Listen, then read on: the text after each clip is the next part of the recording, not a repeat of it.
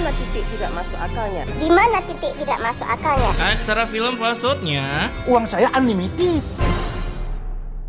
Hai guys, kali ini gue akan membawakan sebuah film yang mungkin ini kali ya yang membuat Belanda ngincar Wakanda di masa lalu. Rempah-rempah bisa bikin gacor parah cuy. Oke, daripada kepo gimana filmnya, mari kita gaskan. Film yang mengajarkan kalau tobat itu sesudah kita kena musibah. Nggak ada musibah nggak tobat cuy. Dibuka dengan seorang preman mental bebelak yang memeras para builder yang sedang berjualan di pasar. Bahkan nenek sepuh ini juga dipalak sampai mengkomek acak-adulkan barang dagangannya. Ya, panggil aja nih nenek Kabayan. Enggak. Panggil aja nih nenek Darmi. Nah, di sisi lain ada seorang woman yang sangat mencerminkan ciri-ciri woman. Oh, baju kok udah pada jelek-jelek semua sih. Baju apaan dong? Kebiasaan woman baju segudang dibilang gak ada yang bagus cuy. Woman ini panggil aja Della yang karena gak ada punya baju bagus buat mencari duda Fir'aun. Kini ia pun datang ke pasar untuk meminta uang ke Darmi yang sedang berjualan, tapi karena gak dikasih, keluarlah tutur dari Della yang menyuruh maknya berganti profesi sebagai penjual baju daripada menjual rempah-rempah karena takutnya Belanda kembali datang ke Wakanda untuk baku hantam. Ini ibu laku nih ada. Nah, ini kan duitnya apa nih? Beruntung dengan menggunakan indera penciuman seperti guguk, Della pun berhasil mencium aroma-aroma duit yang seketika ditilep seperti para tikus berdasi, sehingga Darmi pulang-pulang tak membawa cuan sedikit pun. Nah, sesampai di rumah, ia pun disambut oleh cucunya bernama Malik yang lagi mengcosplay jadi Sasuke mode tangan buntung. Malik yang kelaparan, ia pun sebenarnya ingin meminta cuan untuk beli nasi jinggo, tapi karena neneknya lagi mode Miss Queen, dengan terpaksa Malik menggeledah celelengannya hingga berhasil mengumpulkan cuan-cuan yang masih receh untuk top up diamond. Ya kali beli nasi jinggo mending beli skin alok. Di sisi lain Della pun mulai hunting baju-baju di salah satu toko branded bernama Diodoran, di mana saat memilih ia pun tak sengaja menginjak kaki salah satu customer sampai terjadilah perbacotan ria. Kalau jalan lihat dong. Aduh. Disentuh gitu doang mental. Namun tak berselang lama datanglah pacar ini woman yang tiba-tiba meminta putus sebab ia sudah ketahuan selingkuh bersama seorang duda. Aku udah korbanin semuanya buat kamu, Dit. Tapi kamu selingkuh sama orang lain. Asik fotonya detik-detik sebelum terjadi peng-unboxingan. Seperti biasa setiap woman ketahuan selingkuh, kalian tahu kan apa yang harus dibilang? Aku bisa jelasin ya. Nah itu dia, apa dengan sebuah foto tidak menjelaskan sesuatu wahai para oknum woman yang membegundalkan? Kala itu Della pun dibantu bangun oleh manusia berbatang ini bernama Ridwan. Bahkan sebagai permintaan maaf Della diberikan voucher belanja gratis apapun bebas. Del minta Ducati, Del minta Ducati. Tapi setelah bilang mau ditraktir, Ridwan pun langsung mengeluarkan sifat funny daratnya dengan ya biasalah. Oh iya, sekalian ya aku minta nomor WA kamu sebagai permintaan maaf aku sama kamu. Dasar krokodil darat, ujung-ujungnya minta nomor WA. Cuman minta maaf doang harus ngechat lewat WA cuy. Mendengar itu Della auto mengatakan rahimku hangat buang dalam hatinya. Terlebih lagi saat sampai di rumah anaknya yang melihat si emak shopping party. Bu, aku bajunya juga dibeliin nggak? Ya enggak lah, ngapain juga beliin kamu? Mendingan uangnya ibu tabung. Buat diri sendiri dia gaskan, giliran anak minta dia tak mau. Tak patut. Mendengar itu malam harinya si Malik langsung berdoa agar maknya bisa terdeletkan dari dunia agar film ini cepat selesai. Bahkan selesai berdoa Malik pun mencurahkan isi hatinya ke neneknya yang bukannya membuat semangat Malik tapi yang ada malah merostingnya. Kamu itu anak baik. Meskipun Malik cuma punya tangan satu. Ya nggak usah bawa-bawa fisik juga lah Nek. Karena tak sengaja merosting cucunya. Nenek kenapa nangis? Darmi pun sampai mengeluarkan air mata seperti beberapa woman pada umumnya. Dia yang menyakiti, dia juga yang menangis. Asik. Kalian punya mantan atau pacar kayak gitu, jual aja di toko bagus cuy. Nah singkat waktu saat hari berganti skin, Della yang hendak healing ia pun sempat ditahan oleh emaknya. Lebih baik bantu emak nyari uang buat beli beras daripada nongki dengan beberapa manusia berbatang yang berujung bisa mendapatkan peng-unboxingan. Kalau suami aku nggak ibu bikin meninggal, hidup aku nggak akan susah kayak gini sekarang. Nenek Darmi agak psikopat juga ya bikin orang koit. Akibat nggak ada yang bantu, terpaksa Darmi harus berjualan ke pasar sendirian seperti hari-hari biasa. Bahkan hidup udah sepuh-sepuhnya, bisa-bisanya terkena jurus senggol dong. Ya elah, berani sama nenek-nenek doang. Yang dilakukan oleh pesaing di tempatnya bekerja, sebab dengan menjatuhkan dagangan Darmi, para pelanggan auto pindah haluan menuju kios jualan dua begundal ini. Ya, kita kasih nama Tika Tara aja kali ya. Di sisi lain, Malik yang baru pulang sekolah, ia pun menggalau karena udah diberikan surat cinta dari teh pucuk harum oleh gurunya yang mengharuskan Malik bayar tunggakan sekolah. Lalu dari kejauhan ngesponlah dua bocil laknat ini yang sehabis lulus trik kembali ke warrior sehingga melampiaskan kekesalannya ke si Malik. Tangan satu. Ramah kali tuh cangkem. Emang spe anak bocil ML gini semua ya.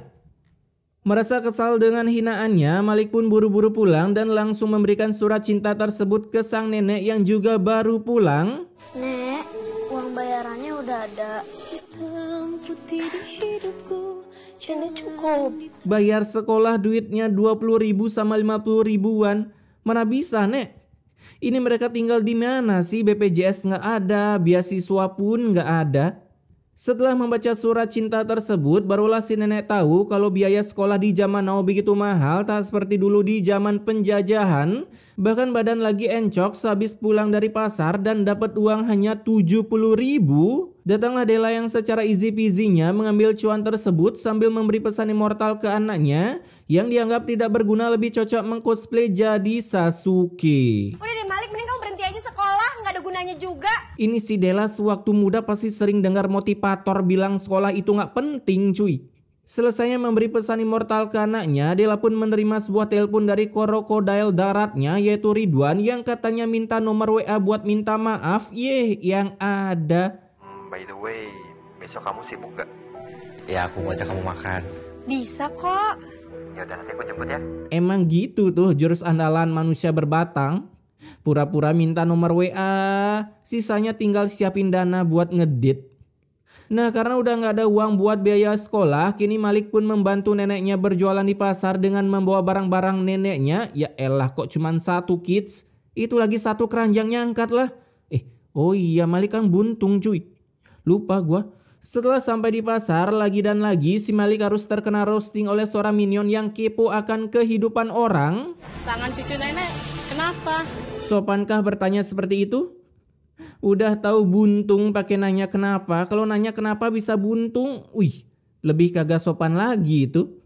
Namun ada untungnya juga Malik berada di sana, jadi para customer merasa iba dengannya sampai-sampai menimbulkan keirian untuk pesaing nenek Darmi yaitu dua begundal ini. Hari-hari Tara nggak pernahkah dapat peran jadi orang baik? Di sisi lain Della pun mulai diajak kencan oleh Ridwan. Asik, bentar lagi ada acara unboxingan nih. Yang ketika kencan mulai diinterview mulai dari keluarganya, tinggal di manalah, kerja apalah, punya mobil atau enggak lah, akun ML-nya udah mitik atau belum lah. Sampai-sampai Della yang tak bisa menjawab itu semua, ia pun langsung ke intinya aja. Intinya bilang kalau dirinya masih single karena Della tahu ini begundal lagi tersakni-sakni dengan dirinya. Sebenarnya aku tuh masih single, aku hidup sendiri karena orang tua aku udah nggak ada. Buset, dikasih jadi anak yatim malah minta yatim piatu. Emak kagak diakuin cuy. Hingga mendengar itu Ridwan jadi semangat memantapkan hatinya untuk mengisi kekosongan di rumah Della sekaligus kasurnya. Sesat. Diminum. Ngajak kencan tapi Ridwan minum air putih doang. Modal dikit lah bang. Di malam harinya Darmi pun memberi secercah cuannya untuk bocil buntung ini agar ia bisa membayar tagihan sekolah. Sehingga keesokan harinya ia terpaksa berjualan sendirian meski badan udah tak kuat menahan rasa pegal di punggung. Berdiri lama-lama. Capek becuy, apalagi udah sepuh. Kala itu saingan Darmi pun mulai ramai pembeli sebab... Aduh. Itu Mpok Nori kakinya kenapa? Oh, dia habis kecelakaan dan kakinya harus diamputasi. Itu dia, malah cosplay jadi guru guy. Alhasil dengan melihat Tari kini CCD menimbulkan rasa iba di para pelanggan Tara dengan memberi bonus cuan sebagai donasi untuk pembelian kaki baru. 1 kilo. Oh ya sebentar ya Bu ya. Makasih ya Mbak. Trik marketing macam apa ini? Suatu saat ketemu di jalan loh, kok kakinya lengkap?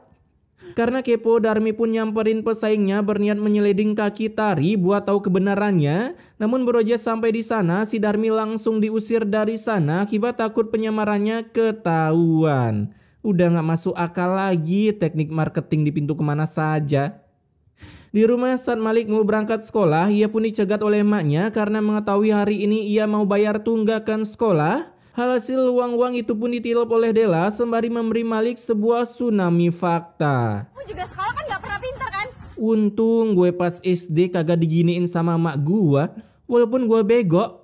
Akibat kebegunalan Della, kini Malik harus kembali putus sekolah. Bahkan saat neneknya datang, Darmi seketika bagong karena gak menyangka anaknya bisa berbuat se-BGGST ini dengan anak sendiri. Jadinya terpaksa kini Darmi mulai dari nol mencari cuan untuk biaya sekolah anaknya. Gua jadi nenek Darmi, minggat aja lah mending ngontrak. Di sisi lain Ridwan yang udah terstagnekan banget perasaannya, ketika bertemu dengan Della, ia pun mulai memegang tangan Della dan tanpa mengatakan kita bikin romantis, saling pegang alat pipis. Ridwan pun langsung menyatakan perasaannya ke Della yang tentunya tanpa perlu mikir panjang. Della langsung menjawab mau. Ya iyalah, orang ATM berjalan nih bos. Kamu mau nggak jadi pacar aku? Buat yang nonton jangan dilakuin di rumah ya. Kalau muka lu kayak opet nggak usah dah, serius. Harus punya dua elemen cuy, yaitu good looking dan cuan. Nah seperti yang gua bilang, kedua elemen itu harus ada di diri lu cuy. Penembakan itu pun dilihat dari kejauhan oleh mantan Ridwan, ya panggil aja Mika, sehingga membuatnya auto menggalau dan berjanji akan menghancurkan hubungan mereka. Beginilah jika putus dengan mantan tidak secara baik-baik. Ya walaupun mantannya yang gak baik sih. Nah di pasar, Darmi yang kini ramai pembeli membuat saingannya mulai kepanasan seperti lagi ada di film Oscar Oasis. Hasil saat Darmi lagi mau GB pahala dengan sholat di sebuah masjid, Malik pun disuruh menjaga dagangannya. Namun bisa-bisanya ketika lagi jaga ia kebelet boker. Kids, lu boker cebok pakai tangan apa kids? Jadinya Malik pun menitipkan barang dagangannya ke dua begundal gandul ini sehingga ia bisa beraksi sepuas mungkin menyiram rempah-rempah menggunakan air bekas cuci piring. Iya, sakit banget. Bukannya nilep beberapa dagangannya, malah nyiram gitu doang. Selesai Malik boker, ia pun mencium bau rempah-rempahnya kok sama kayak bau gua ya. Sampai-sampai membuat dua minion ini tak jadi belanja di tempatnya. Ngelakuin ini ya. Masa gitu aja kagak kesampaian cuy, padahal dia nitipinnya ke Tara. Tak berselang lama, Darmi pun juga mencium bau di barang dagangannya sehingga ia harus menutup kios lebih awal dengan wajah sedihnya seperti ingin menyabet cucunya menggunakan anger jemuran. Anak kelahiran 90-an pasti pernah rasain demek anger jemuran kan ya? Ketika hari udah siang, Della yang kepo mau diajak kemana oleh ayang bebnya. Sebenarnya kita tuh mau kemana sih? Walah, lihat guys, ada penampakan tangan kru film.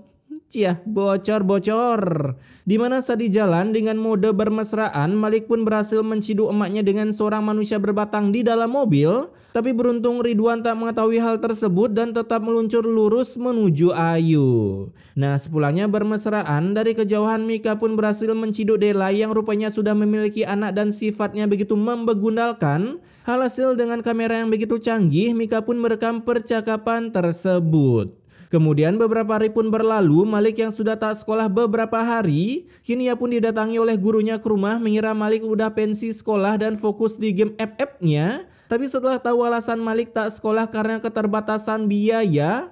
Maksud kedatangan saya mau ngasih tahu kalau ada program beasiswa. Dari dulu kemana aja bu sampai ngasih tahu?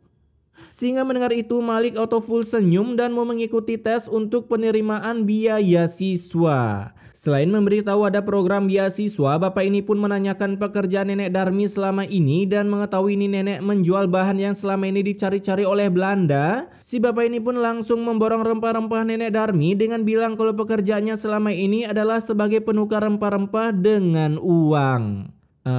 Menukar rempah-rempah dengan uang? Lah, apa bedanya sama beli?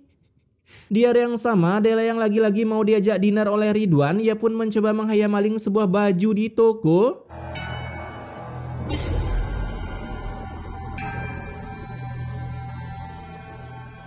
Namun permalingan Della berhasil direkam oleh Mika yang mungkin ini woman pengangguran atau gimana karena bisa-bisanya mata-matain orang seharian. Setelah ngemaling, kini Della datang ke sebuah restoran yang tiba-tiba dilamar oleh Ridwan tanpa Kamil ini. Tapi sayangnya saat mau menerima lamaran Ridwan, datanglah Mika yang langsung merusak suasana. Ridwan, dia sudah bohongin kamu, tahu gak? Dia tuh masih punya ibu. Dia pernah menikah, bahkan dia sudah punya anak. Dengan bilang kalau Della udah gak semantap serabi Bandung topping vanilla, bahkan Mika juga memberi jejak digital kebegundalan Della selama ini ke Ridwan, yang membuatnya sedikit ingin berkata iuh, dan langsung pergi meninggalkan si Della. Ciah, gak jadi punya ATM berjalan. Nah, selain diputusin oleh yang bebnya, kini rumah Mika pun didatangi oleh Pak Pol yang ingin menangkapnya karena ketahuan mencuri. Tolong panggilkan dia keluar. Ibu saya lagi nggak di rumah, Pak. Itu ada apa ya? Ya elah, udah bagus kagak ada di rumah malah nyerahin nyawa. Hasil dengan ketidaktahuan Della, ia pun pulang-pulang langsung ditangkap karena video dari Mika telah tersebar di dark web dan masuk on the spot dengan caption 7 manusia begundal yang tingkatan dosanya setara malin kundang. Ya elah, hidup lagi mau jadi yatim piatu. Si nenek malah minta logout ke dunia lain. Di sisi lain, minuman asir-asikanku malam ini nikmat sekali. Rempah-rempahnya berkualitas bagus. Gak salah kalau aku telah membeli dari Mas Sarof. Mas bapaknya lah. Udah jelas-jelas Darmi kagak berbatang. Ketika bapak ini lagi menyeruput minuman, ia pun diberi kabar kalau nenek Darmi masuk rumah sakit dan akan dibenet oleh dokter kematian. Jadinya mendengar itu mereka langsung OTW rumah sakit untuk menambal cangkem dokter kematian agar tak mengatakan saya sudah berusaha semaksimal mungkin. Karena saat dokter kematian keluar, beliau hanya mengalami shock saja. Mungkin saat ini kondisi Nesara memang tidak begitu baik. Widih, pasti mahal ini nomboknya biar nggak ke-delete. Nah, setelah berjam-jam neneknya pingsan, saat tersadar Darmi pun kembali mengingat ketika anaknya ditangkap polisi sehingga bisa melanjutkan kesedihannya yang tertunda. Sedih bisa dipending cuy. Kemudian beberapa hari pun berlalu, Darmi yang udah boleh pulang, ia pun didatangi oleh bapak ini lagi yang kedatangannya ingin merekrut Darmi sebagai tim pencari rempah-rempah. Diam-diam si bapak cucu Denles rupanya ya. Dimana setelah mendapatkan rempah-rempah, si Darmi tinggal info ke bapak ini agar bisa menyulap rempah-rempah tersebut sebagai minuman khas racikannya dan dijual dengan harga yang fantastis. Kalau ibu bersedia bekerja sama dengan saya akan selalu membeli rempah-rempah ibu. Ini bapak tahu pasar tradisional nggak sih? Di sana cari pak, banyak, satu pickup pun dapat itu. Mendengar itu Darmi auto setuju daripada jadi manusia yang miskin selamanya. Hasil di hari itu juga mereka langsung membuka bisnis bareng-bareng menjual wedang jahe sampai kembali mendatangkan pesaing yaitu Begundal Woman ini. Melihat Darmi kini sukses membuka warung meskipun patungan, Tari pun langsung melapor ke Tara hingga Tara diam-diam datang ke warung Darmi dengan mengcosplay menjadi manusia yang lagi terkena COVID. Ayo lo, siapa di sini yang masih maskeran walaupun COVID udah resign dari muka bumi? Dimana kedatangannya untuk melihat Bapak Yayan ini membuat wedang jahe agar bisa ditiru. Lah, bang, serius lu kagak bisa bikin teh jahe? Adek gua aja sering gue suruh bikin noh. Walaupun ujung-ujungnya ngambekan terus bikin status broken home. Karena setelah berhasil meniru menggunakan saringannya, kini Tari dan Tara langsung membuka usaha kios wedang jahe yang dibuat menggunakan rempah-rempah peninggalan Belanda. Gebleknya bukan main, udah bagus di pasar pesaing rempah-rempah berkurang, sekarang malah nyari saingan pakai buka toko yang sama kayak Darmi. Kala itu Tara pun berhasil mendapatkan pelanggan dan langsung menumbuk-numbuk jahenya, tapi saat customer pertamanya mencoba, rasanya nggak enak. Ingat guys, kalian bisa meniru usaha orang tapi tidak dengan rezekinya. Cueks. Akibat rasanya tak sesuai yang dibayangkan, kini mereka merubah usahanya dengan menawarkan rempah-rempah miliknya ke Pak Yayan. Dimana saat Darmi pergi dari kiosnya meninggalkan Pak Yayan, datanglah dua begundal gandul ini yang begitu easy peasy-nya mengambil rempah-rempah Darmi saat Pak Yayan sedang mojok sambil nonton anime. Bisa-bisanya itu kuping sepi banget kagak denger step orang. Namun sayangnya setelah menilap sesuatu yang bukan hak mereka, terjadilah sebuah tragedi yang sangat nyata. Aduh, Pak Yayan kupingnya sepi, lah ini matanya sepi, buta map. Di sana nenek Darmi pun terbagongkan melihat korban kecelakaannya adalah dua begundal gandul ini yang saat itu membawa rempah-rempahnya. Bahkan nenek Darmi tak segan-segan membantu mereka dengan mentransfernya ke rumah sakit. Sehingga ketika mereka sadar, kini mereka juga berhasil mengsadarkan hatinya jauh dari sifat iri dengki setelah tahu gimana rasanya terkena gedigan dari sebuah pansa spy intel dan itu benar-benar sakit. Intinya, jangan sampai kalian harus celaka dulu baru ngerti arti tobat.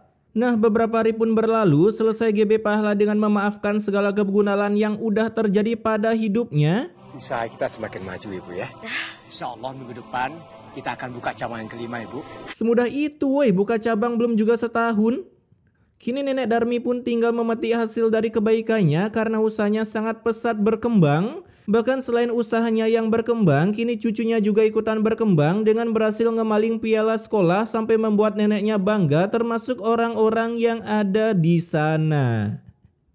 Apapun kekurangan lu, pasti di tengah kekurangan lu ada kelebihannya, cuy. Ingat itu. Setelah kebanggaan ini berlalu, mereka sekarang datang mengunjungi anaknya yang entah udah berapa kali kena baku gedik di penjara akibat dosa-dosanya seperti malin kundang, di mana dengan ini bisa membuatnya kapok dan kembali ke jalan kebenaran. Apalagi selesainya wisuda dari penjara, ya kira-kira 4 tahunan dengan predikat cum laude, Della pun pulang-pulang sudah melihat rumahnya yang baru hasil dari berjualan rempah-rempah yang dicari Belanda.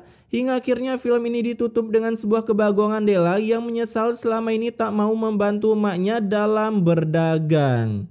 Ya iyalah, andai lu bantu, dari dulu juga udah sukses.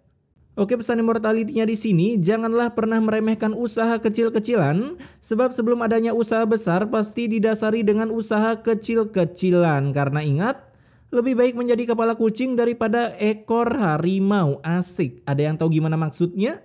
Tulis di komen ya.